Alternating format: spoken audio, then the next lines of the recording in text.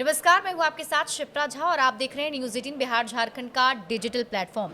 देखिए, हमारा ये जो पॉडकास्ट होता है इसमें हम आपको ख़ास तौर पर मिडिल ईस्ट की जानकारी देते हैं, क्योंकि दुनिया भर की नज़र मिडिल ईस्ट पर भी टिकी हुई है। वहाँ भी संघर्ष चल रहे हैं, तनाव काफ़ी ज़्यादा है और ऐसे में हम हर एक दिन एक एक कंट्री के बारे में बात कर रहे हैं। कल ही हमने आपको इसराइल के बारे में जानकारी दी थी और आज हम ईरान पर बात करने वाले हैं, क्योंकि ईरान से बड़ी खबर सामने ये आई है कि ईरान के अंदर एक ब्लास्ट हो गया है।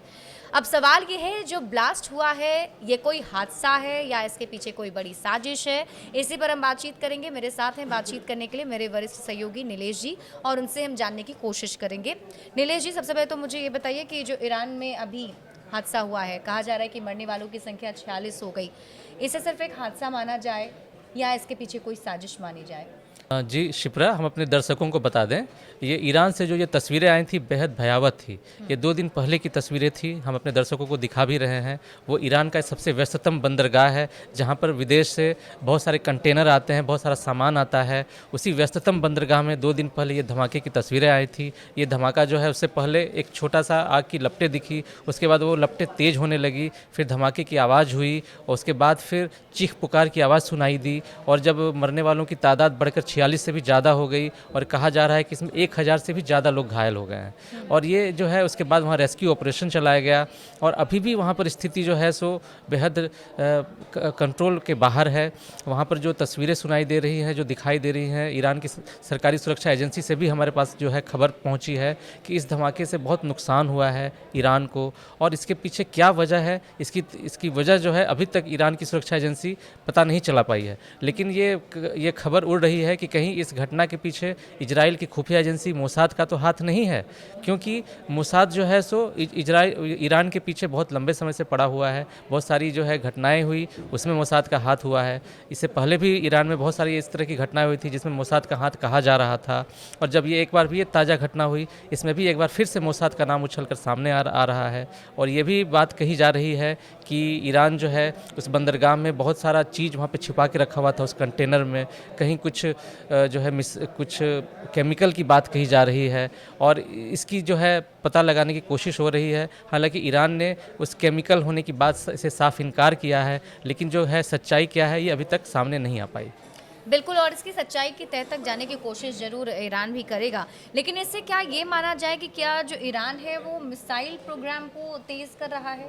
जी सिप्रा, इसके बारे में हमने भी पूरा रिसर्च किया। जो बहुत सारी मीडिया में भी खबरें आई हैं, उसमें यही कहा जा रहा है कि मार्च के महीने में चीन से कुछ शिप्स आए हुए थे उसी बंदरगाह पर और उस शिप में कुछ केमिकल थे। और वो जो केमिकल था, उस केमिकल का कहा जा रहा है कि उसका इस्तेमाल जो है ईरान अपने मिसाइल प्रोग्राम के लिए करने जा रहा था। एक मेरे पास जो एक रिपोर्ट आई है, मैं आपको बता दूं। निजी सुरक्षा फर्म एम्ब्रे का कहना है कि इसी बंदरगाह में मार्च में मिसाइल फ्यूल केमिकल पहुंचा था। कंपनी का कहना है कि बंदरगाह में सोडियम परक्लोरेट रॉकेट ईंधन की खेप आई थी। ये ईंधन चीन से 2 जहाज के जरिए ईरान में भेजे गए खेप का हिस्सा है। इससे पहले एक और एजेंसी की रिपोर्ट आई थी जिसमें कहा गया था कि इस ईंधन का उपयोग ईरान में मिसाइल भंडार को फिर से स्थापित करने के लिए किया जाना था, जो गाजा पट्टी में हमास के साथ युद्ध के दौरान इजराइल पर सीधे हमलों के कारण समाप्त हो गया था। ये आग कथित तौर पर ईरानी बैलिस्टिक मिसाइल में उपयोग के लिए भेजे गए ठोस ईंधन की खेप को ठीक तरीके से नहीं रखने की वजह से हुआ। हालांकि ईरान सेना के रासायनिक खेप मिलने से इनकार किया है और सोशल मीडिया में प्रसारित वीडियो में विस्फोट से ठीक पहले आग से लाल रंग का धुआं उठता हुआ दिखा है। और ये जो लाल रंग का धुआं है, ये कहा जा रहा है कि जो रसायन होगा उसी से इस तरह का धुआं निकल सकता है। हालांकि ईरान जो है साफ साफ मना कर रहा है और ये इन आरोपों से खारिज कर रहा है। लेकिन ये शिप्रा, आपको याद होगा कुछ दिन पहले की जो तस्वीरें हमने भी देखी थी, ईरान की मिसाइल सिटी की वो तस्वीरें थी।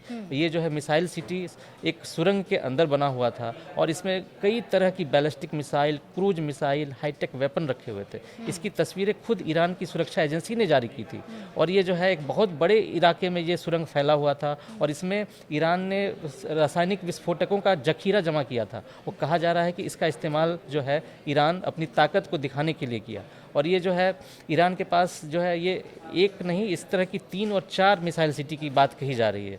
और ये लेकिन ईरान ने सिर्फ एक मिसाइल सिटी की तस्वीर जारी की थी और ईरान ने दावा किया था कि वो चाहे तो आने वाले कुछ दिन के अंदर ऐसे 5 से 6 मिसाइल सिटी और बना सकता है। अब आप सोच सकती हैं कि जिस तरह की मिसाइल्स और बैलिस्टिक मिसाइल्स वहाँ पे छिपा के रखी गई है, अगर ये सच हुआ तो ये कितना बड़ा खतरा है पूरी दुनिया के लिए। बिल्कुल। और देखिए ये तस्वीर दिखाने का मकसद ही हमारा ये है कि इसके बारे में पूरी जानकारी जो है वो आप तक पहुंचाई जाए। लेकिन यमन में अमेरिका का जो हमला हुआ है उसको लेकर ईरान का क्या रिस्पांस दिख रहा है, जी। किस तरीके से रिएक्ट कर रहा है जी, ईरान? देखिए एक तरफ अमेरिका और ईरान के बीच बातचीत चल रही है और दूसरी तरफ ईरान अपनी ताकत दिखा रहा है अपने मिसाइल सिटी के जरिए। उसके साथ ही साथ ईरान के एक बंदरगाह में धमाका हुआ और कहा जा रहा है कि वहाँ पर जो है सो मिसाइल बनाने वाला ईंधन रखा हुआ था। और दूसरी तरफ अमेरिका जो है यमन में ताबड़तोड़ हमले कर रहा जी, है, जी। हुती विद्रोहियों के ठिकाने पे हमला कर रहा है। वो अमेरिका जो है ईरान के उस इलाके पे हमला कर रहा है जिस इलाके पर हुती विद्रोहियों का हाथ का जो है प्रभाव है। और जब ये धमाका हुआ, जब ये अमेरिका ने वहाँ पर हमला किया तो उसमें 70 से ज़्यादा लोग मारे गए और ये कहा जा रहा है कि ये सारे लोग दक्षिण अफ्रीका से लाए गए बंधक थे, उन्हें वहाँ पर रखा गया था। तो ईरान का कहना है कि उन्होंने जो अमेरिका ने जो हमला किया उसकी ईरान ने कड़ी निंदा की है और ईरान ने कहा है कि ये मानवता के लिए ये खतरनाक है। और आखिर संयुक्त राष्ट्र जैसी अंतर्राष्ट्रीय संस्था क्यों नहीं इस पर कोई कार्रवाई कर रही है, अमेरिका के खिलाफ क्यों नहीं कार्रवाई कर रही है? ईरान के प्रवक्ता की ओर से जो बयान जारी किया गया उसमें कहा गया है कि जब भी अमेरिका इस तरह से हमला करता है, निर्दोषों को की जो है जान लेता है, तब यूएन जैसी संस्था चुप रहती है। लेकिन जब जो है सो ईरान की ओर से कोई कार्रवाई होती है तो उस पर एक्शन लिया जाता है। तो ये भेदभाव आखिर क्यों किया जा रहा है, ये ईरान ने साफ साफ कहा है।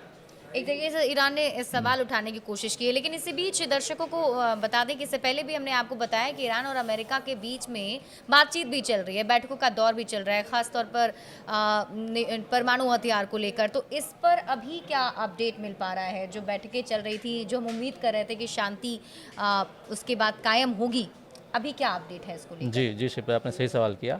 अभी तक हमने अपने दर्शकों को बताया है कि ईरान और अमेरिका के बीच ऐतिहासिक न्यूक्लियर डील पर बातचीत चल रही है। ये अभी तक 3 दौर की बातचीत हो चुकी है। पहले दौर की बातचीत ओमान के मस्कट में हुई थी, दूसरे दौर की बातचीत रोम में हुई थी, इटली की राजधानी रोम में हुई थी, वहाँ पर भी दोनों देशों ने सहमति जताई। फिर तीसरे दौर की बातचीत जो है सो फिर से हुई, मस्कट में हुई। अब एक और चौथे दौर की बातचीत की जानी है जो अगले सप्ताह होने की उम्मीद की जा रही है। इसमें अमेरिका और ईरान के जो प्रतिनिधि फिर आमने सामने बैठेंगे और कहा जा रहा है कि दोनों देशों के बीच फ्रेमवर्क तैयार होगा कि कैसे जो है परमाणु कार्यक्रम, ईरान का जो परमाणु कार्यक्रम है वो परमाणु ऊर्जा की ओर बढ़े, न कि परमाणु बम बनाने की ओर बढ़े। तो ये बातचीत तो एक तरफ अपनी तरफ जारी है, लेकिन दूसरी तरफ अमेरिका और ईरान के बीच जो तनाव है वो घटने का नाम नहीं ले रहा है। ईरान ने अमेरिका से जो चौथे दौर की बातचीत है उससे पहले ईरान के प्रतिनिधियों ने रूस के प्रतिनिधि से चर्चा की, चीन के जो है प्रतिनिधियों से चर्चा की, यूरोप के कई देशों से बातचीत का प्रस्ताव रखा है। इसके जरिए ईरान जो है अमेरिका पर दबाव बनाने की कोशिश कर रहा है कि उसको अमेरिका ज़्यादा प्रेशर न दे। इसलिए ईरान जो है रूस से, चीन से और यूरोप के देशों से समर्थन तलाश रहा है कि उसको अमेरिका कमतर न आके उसके परमाणु कार्यक्रम पर जो है लगाम लगाने की कोशिश न करे। इसलिए ईरान भी हर तरफ से हाथ पांव मार रहा है कि अमेरिका एक तरफा कार्रवाई न करे, इसलिए वो चारों तरफ से समर्थन जुटा रहा है। अब उसके कहा जा रहा है कि रूस और चीन से ईरान की सकारात्मक बातचीत हुई है, तभी तो चीन से उसके पास मिसाइल वो जो है रासायनिक की खेप भी पहुंची है और रूस की ओर से भी सकारात्मक बात कही जा रही है ईरान के पक्ष में। तो ऐसे अमेरिका पर भी दबाव बढ़ रहा है कि आखिर क्या दोनों की जो चौथे दौर की बातचीत होगी, क्या उसका कोई नतीजा निकलेगा, क्या कोई ऐतिहासिक डील होगी या फिर ये बीच में ही खत्म हो जाएगा। अगर ऐसा होता है तो पूरा विश्व जो है एक बार फिर से एक बड़े तनाव की ओर दौर में फिर से पहुंच जाएगा। जी बिल्कुल। तो अब कहीं ना कहीं इंतज़ार और नज़र चौथे दौर की बैठक पर होगी जो अमेरिका और ईरान के बीच में होने जा रही है। लेकिन ईरान में फ़िलहाल हुए इस हादसे की वजह से, जो ब्लास्ट हुआ है उसकी वजह से ईरान के लोगों में शोक ज़रूर है, क्योंकि 46 लोगों की मौत अब तक हो चुकी है। और भी आपको इससे अपडेट्स बताते रहेंगे। बड़े अपडेट्स के लिए आप जुड़े रहिए न्यूज़ 18 बिहार झारखंड के साथ।